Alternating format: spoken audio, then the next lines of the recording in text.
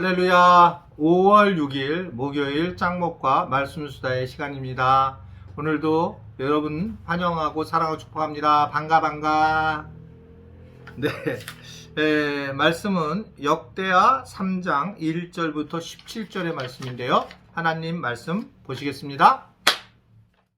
솔로몬이 예루살렘 모리아산에 여호와의 전 건축하기를 시작하니 그곳은 전에 여호와께서 그의 아버지 다윗에게 나타나신 곳이요 여부스 사람 오르난의 타작마당에 다윗이 정한 곳이라. 솔로몬이 왕위에 오른 지 넷째 해 둘째 달 둘째 날 건축을 시작하였더라. 솔로몬이 하나님의 전을 위하여 놓은 지대는 이러하니 옛날에 쓰던 자로 길이가 60규빗이요 너비가 20규빗이며 그 성전 앞에 있는 낭실의 길이가 성전의 너비와 같이 20규빗이요 높이가 120규빗이니 안에는 순금으로 입혔으며 그 대전 천장은 잣나무로 만들고 또 순금으로 입히고 그 위에 종려나무와 사슬 형상을 새겼고 또 보석으로 성전을 꾸며 화려하게 하였으니 그 금은 바로와인 금이며 또 금으로 성전과 그 들보와 문지망과 벽과 문짝이 입히고 벽에 그룹들을 아로 새겼더라.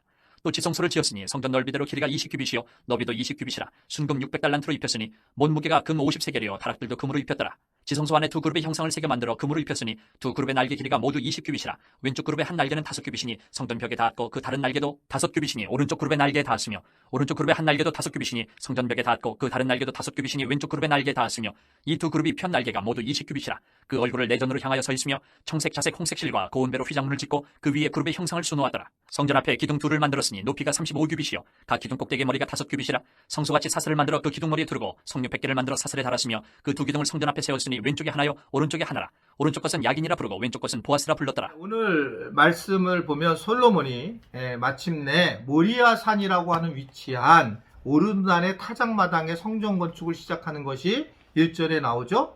1절에 보면 솔로몬이 예루살렘 모리아산에 여호와의 전 건축하기를 시작하니 그곳은 전에 여호와께서 그의 아버지 다윗에게 나타난 곳이요 여부스 사람 오르난의 타작마당에 다윗이 정한 곳이라 해서 역사적이 있는 곳에 바로 모리아산에 성전을 건축했다라는 겁니다. 그럼 그것이 어디냐면 예루살렘에 있는 그 노란 돔 있죠. 황금돔. 거기가 이제 모리아산이고 거기에 성전이 지어졌다라고 이렇게 이야기를 하는 거예요. 근데 이것은 다윗 때의 오르난의 타작마당이었고 기억하실지 모르겠는데 바로 아브라함이 이삭을 제물로 바치려고 했던 장소가 바로 이곳이 바로 모리아산입니다. 그래서 이 창세기 22장은 굉장히 메시아에 대한 강한 메시지가 나와 있더라고 하는 건데요. 그것이 뭐냐면 바로 예수님의 어떤 모습의 형상이 바로 그 아브라함과 그 아들 이삭을 통해서 보여주고 있다는 거죠. 이삭을 이제 죽이러 제단을 쌓으려고 번제를 드리려고 갔다가 결국은 하나님이 나타나서 어린 양이 숯불에 걸린 것을 그것을 대신해라 라고 하면서 여호와 이레 하나님께서 제물을 미리 준비하셨다라는 그 장소가 바로 이 모리아산입니다. 그래서 이곳의 성전은 예수 그리스도를 의미를 해요. 어린 양 예수 그리스도를 의미를 하고 있는 것을 볼 수 있고 바로 그 엄청난 장소에 이제 성전이 건축되는 그런 모습을 보이고 있습니다. 그러면 왜 이러한 성전을 지을까? 결국 이곳은 성전에서는 결국 예수 그리스도에게 예배를 드리고 또 하나님께 영광을 돌리는 장소다 라고 하는 것을 말씀을 하는 거죠. 하나님은 결국은 이렇게 예배를 통해서 축복을 하기를 원하시는 걸 볼 수가 있어요. 그래서 하나님이 가장 귀하게 여기는 것은 결국은 예배입니다. 우리가 할 수 있는 최고의 것은 뭐냐면 예배예요. 그러니까 예배는 예배 시간을 그냥 와서 드리는 거 시간이 예배가 아니라 하나님께 영광과 찬양을 올려드리고 하나님의 메시지를 내가 듣고 회개하고 성령 충만한 삶으로 세상에 나가 생활선교사로 바뀌는 과정 전체가 예배의 모습인데 그 예배에 우리가 직접 와서 드리는 것이 얼마나 중요한가. 바로 그때 이제 축복이 임하게 됐고 그래서 성전을 지어서 많은 사람들이 함께 예배를 드릴 수 있는 시간을 가지게 되는 것을 볼 수가 있습니다. 예배, 우리가 함부로 할 수 있는 게 아니라 예배는 축복을 주시는 통로라고 하는 것을 우리에게 말씀을 하고 있는 겁니다. 여러분 요새 이 코로나 시대이기 때문에 예배를 드리기 굉장히 어려울 텐데 어떻게 드리고 있습니까? 예배는 준비하는 과정부터 시작해서 예배를 끝마치고 난 다음에 주시는 것을 나누는 것까지 온통 다 예배의 모습이에요. 그래서 내가 미리 시간을 내서 예배 앞에서 준비하고 기도하고 그리고 그것이 끝나고 나면 가족끼리 예배의 말씀을 나누고 쉐어하고 또 순모임에서 나누고 이런 것들이 다 예배 안으로 다 들어가고 그 나눔이나 그러한 예배를 통해서 우리는 은혜를 경험하게 되고 또 하나님의 축복을 경험하게 되어 있다라고 하는 것입니다. 왜요? 하나님의 축복이라는 것은 하나님을 만나는 게 축복이잖아요. 근데 이 예배를 통해서 우리가 하나님을 만나는 것이 매우 중요한 일이다라고 하는 겁니다. 이게 어떻게 하면 하나님을 만나지? 바로 그렇게 예배를 통해서 하나님을 만나도록 하나님이 그래서 성전을 우리에게 지어주시고 함께 더불어 공동체가 예배의 자리에 나오게 하는 것은 매우 중요한 겁니다. 그래서 영상으로 드리는 예배는 본질적 예배가 될 수가 없어요. 영상으로는 소그룹 성경 공부, 순모임, 회의 이런 거는 할 수 있을지 모르지만 이렇게 영상으로 계속 예배를 드릴 수 있는 것은 아니다. 결국 예배는 함께 모여서 함께 하나님의 자리에 나아가는 것이 예배의 모습이고 그래서 우리가 이제 예배를 드릴 때에 찬양으로 하나님 앞에 나가잖아요. 그리고 그 다음에 기도 그리고 말씀을 듣고 그리고 축도를 받고 이렇게 예배 전체가 함께 더불어서 공동체가 드려지는 것이 예배고 그러기 위해서 성전을 만든다는 것은 굉장히 중요한 일이었다라는 겁니다. 왜? 하나님은 예배의 임재를 하시기 때문에 그래. 예배를 통해 임재하시기 때문에 오늘 보면 8절에 보게 되면 솔로몬은 성전의 지성소를 순금으로 입히게 됩니다. 순금은 비싼 거를 이겼다는 게 아니라 정결함을 의미를 해요.